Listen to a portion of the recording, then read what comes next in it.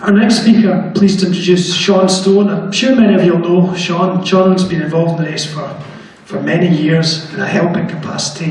He looks after all the race safety, absolutely key role as the obligations on us grow more and more. It's just fantastic to have Sean's expertise. And Sean's going to give us a presentation about some of the safety aspects of that. Thanks very much, Ian. Yes, my name's Sean. I want to impress upon everybody this evening that I'm approachable.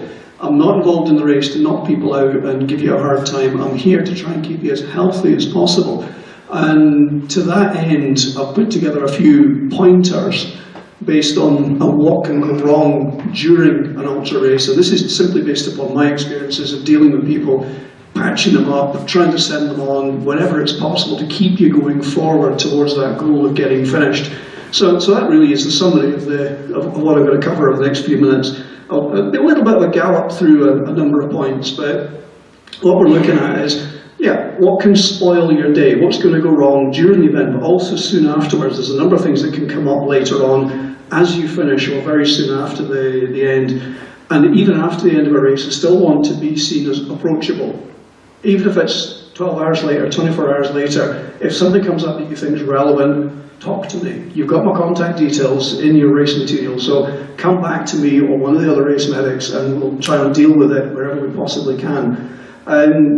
We as a group, I've got several regular doctors who come out and work with me on various events. We have a lot of experience of looking after ultras. We do most of the longer ones in Scotland as a group, as a team. I don't personally do every single one, but I do quite a few of them.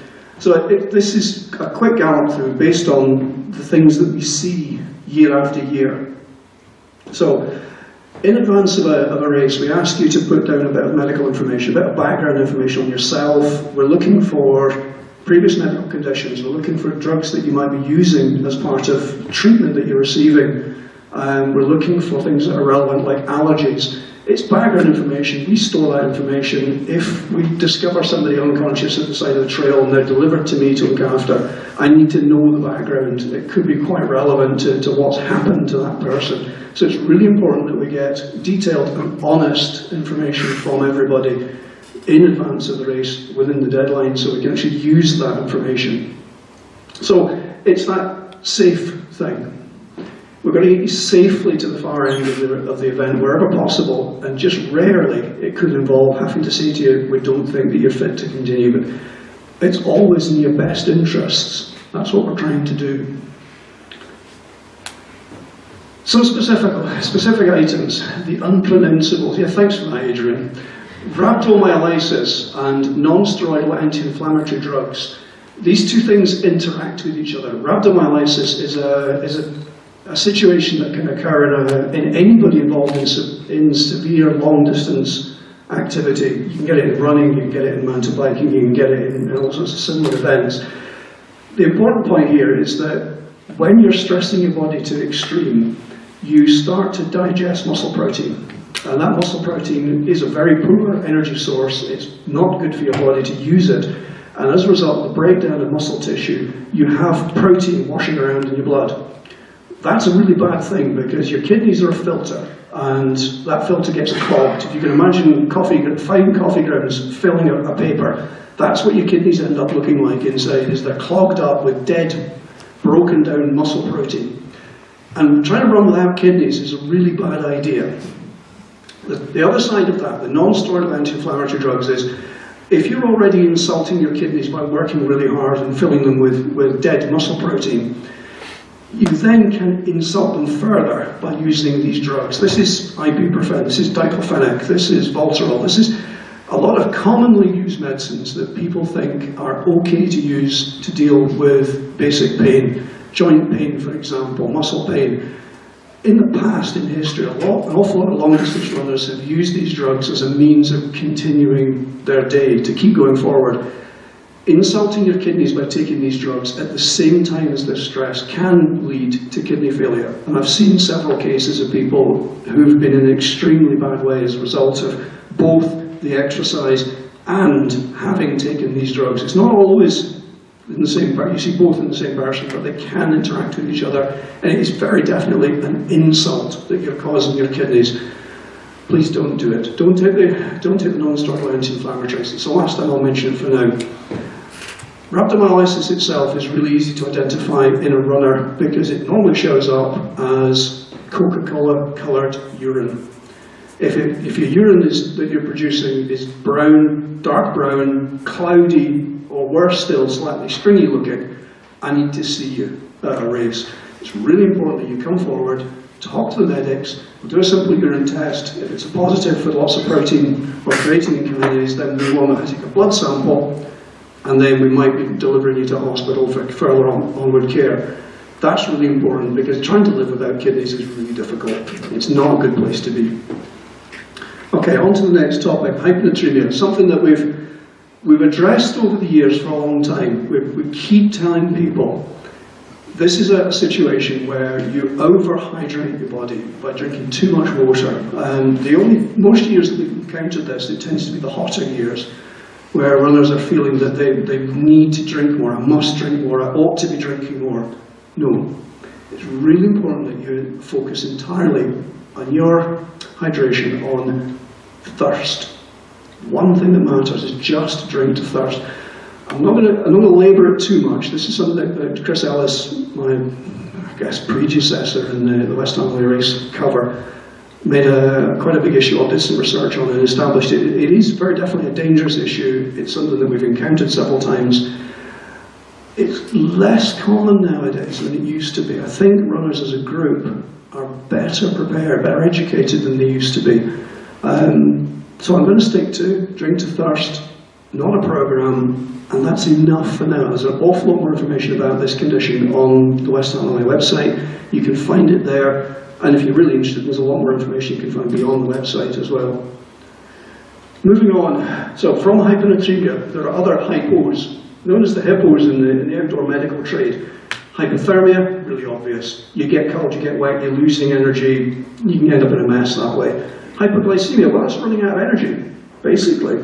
If you haven't enough blood sugar, then your run's going to be over. Everybody knows that you have to get your nutrition right. But that's the end of it that I sometimes see, is the hypoglycemic, somebody they're cold, they're running out of energy, their blood pressure's dropping because their volume isn't high enough. You can end up in a situation where all these things are combining one on top of another. It's rare that there's only one thing wrong with an ultra runner when they come in at the end of a race or they come into a checkpoint broken. There's often several things happening together that need to be dealt with. The letters at the end of the last one, EAPH, is a really common thing that we see at the finish of long ultras. Exercise-acquired postural hyponatremia, hypertension, otherwise known as a collapse or a faint.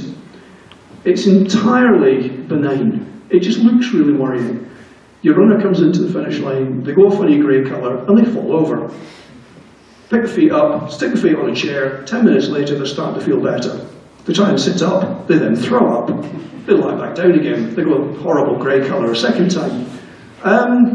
You pick the feet up, you chat to them for a wee bit, try and get them to eat something.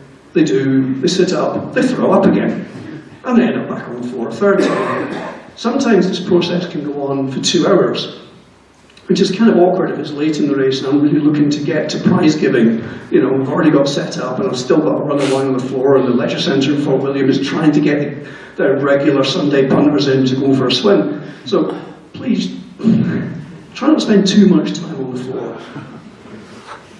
Really, as far as I can tell, there's nothing we can do to avoid this happening. It just happens to a percentage of people. They feel rubbish at the end of the event and they fall over. It's not really surprising considering what they just put themselves through.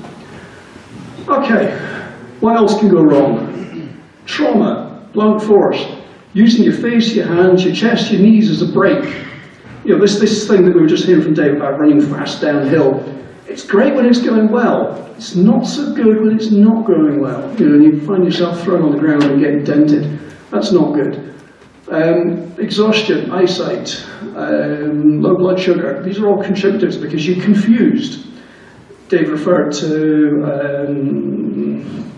state of mind towards the end of a long distance event. that you start to get hallucinations. It's all part of the same process. Your brain isn't working correctly at the same time as your body's not working correctly, and you can end up lying on the ground unexpectedly. So not a good thing. Keeping your energy levels up may help a little, probably not. Chronic inflammation of joints, tendons, ligaments, stress fractures, common problems. I'm not really going to mention anything more about it. It just comes up, you get broken. Serves you right. Cellulitis. Okay, slightly more serious point. Skin infections. Some of you will have had these before from being outdoors a lot. When you encounter a hot, red, ferocious and quite sore patch of skin, this is a medical emergency. You need antibiotics soon. You need to get this treated. Go to minors. Don't wait 2 days to go and see your general practitioner. You've got to get this treated right away. It can show up within the time scale of an ultramarathon. If you're talking about 36 hours from when you started, from a break in the skin early in the event, dirt gets in, skin gets infected. By the time you turn up and finish, the infection can be well and truly started and on its road. So if you see this red, inflamed, angry, very painful skin, come and see me, get you sorted out. Any doubt, get advice, don't leave it. Compartment syndrome, we've seen a couple of times over the years, acute cases of this. This is where typically, most commonly in the calf muscle, the tissue becomes inflamed and angry, it starts to swell, but because of the amount of exercise that you've done, the valve system won't allow the blood to escape from the calf muscle fast enough to overcome the rate it's going in. You get a lot of swelling, you get a lot of edema in the tissue, it starts to swell further, and it can't get out. Very serious, needs to be dealt with right away, but the key thing here is the severe pain that I've noted there. It's really out of kilter with everything else that's happening. It's a dominating pain. So it's really obvious that there's something not right. Come and see me. We'll try and get you sorted out. Lyme disease. Has anybody here experienced it? Anybody in the audience who's had Lyme disease for definite? No? Okay, good. There's a lot of it around in Scotland. We have an awful lot of ticks because of the large number of deer that are loose on the mountains. There's a lot of this bloodborne infection out there in the tick population, and as a result, it gets picked up by an awful lot of people who work in the outdoors or spend a lot of time in the outdoors.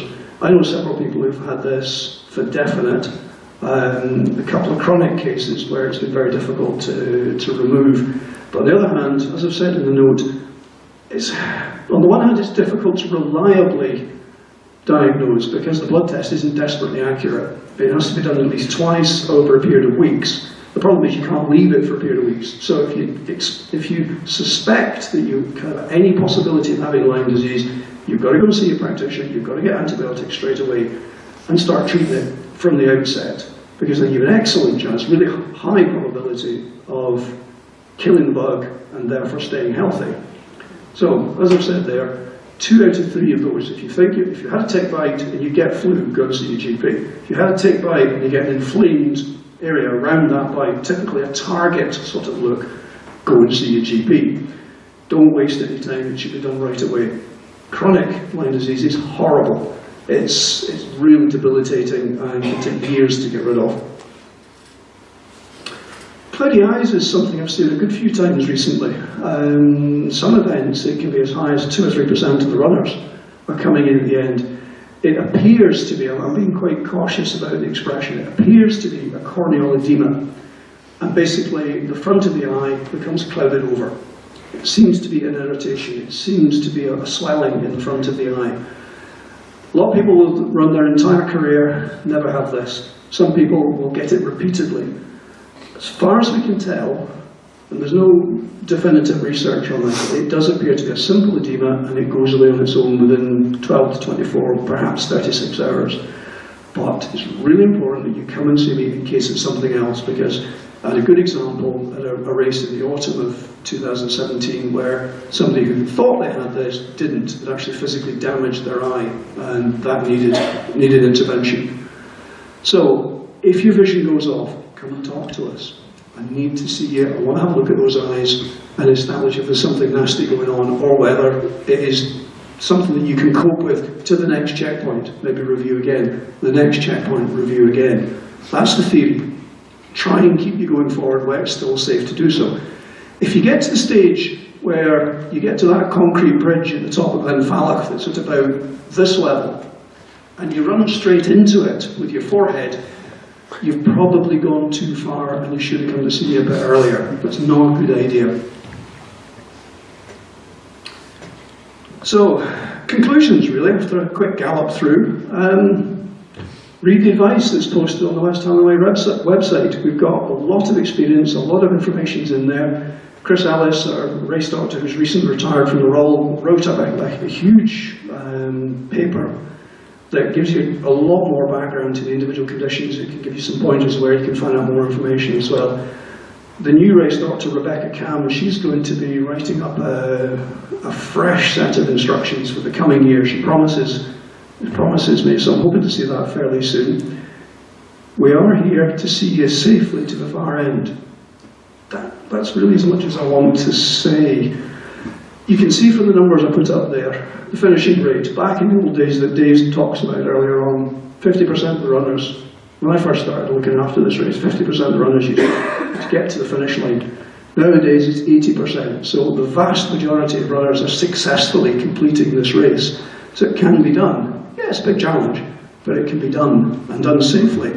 And finally, rings on your hands. I don't want to see people running with rings on their hands because that's really nasty. A lot of people get really swollen hands from swinging their arms for a great long period of time. If you then fall on your hand, break a finger, that double swelling, really nasty. Please don't do it. Take your rings off. That's it for me. That's as much as I want to say. There's going to be a chance for some questions. What, now, Ian? Or we can maybe take them during the panel situation. Yeah, panel session. Okay. Thank you very much, Sean.